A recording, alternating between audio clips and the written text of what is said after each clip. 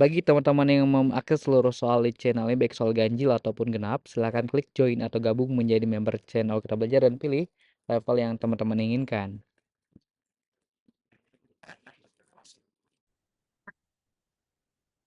Halo semuanya, di sini saya akan kembali membahas soal SMP Kebumian tahun 2024, nomor 20, soal nomor 24 hingga soal nomor 27, masih di dalam subtopik meteorologi. Di sini kita langsung masuk ke soal nomor 24.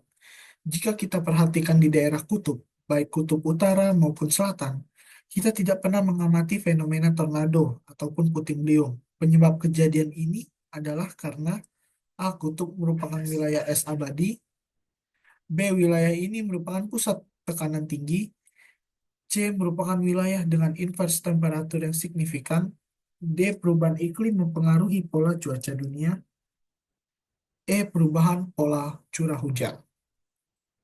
Jawaban yang paling tepat itu adalah B. Wilayah ini merupakan pusat tekanan tinggi. Karena kutub utara dan selatan merupakan daerah dengan tekanan tinggi yang stabil, sehingga tornado jarang terbentuk. Tornado memerlukan kondisi tekanan rendah dan udara tidak stabil, yang tidak ditemukan di wilayah kutub karena suhu dingin dan stabilitas atmosfer yang tinggi. Terus soal nomor 25, ini menggunakan bahasa Inggris ya, teman-teman. At higher latitudes, relative warmth occurs on the eastern coast of the ocean. What caused this to happen? A. Undersea volcanic activity. B. Warm westerly surface current. C. Wind-driven upwelling. D. Melting of ice at the poles. E. Equatorial surface currents. Jawaban yang paling tepat itu adalah B. Warm westerly surface current. Karena kehangatan relatif di pantai timur lautan itu disebabkan oleh arus permukaan barat yang hangat, seperti Gulf Stream di di Samudra Atlantik. Arus ini mengalir dari daerah tropis ke lintang yang lebih tinggi, membawa air hangat dan mempengaruhi iklim di pantai timur. Lanjut ke soal nomor 26. Kriosfer sebagai salah satu komponen iklim mempunyai peran penting dalam pembentukan iklim di permukaan bumi. Apa fungsi utama dari kriosfer di bumi?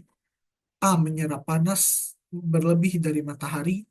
B. Mengatur siklus air bumi. C. Memberikan habitat bagi fauna kutub. D. Mempengaruhi sirkulasi termohalit. E. Mengurangi kadar CO2 di atmosfer. Jawaban yang paling tepat itu adalah D. Mempengaruhi sirkulasi termohalit.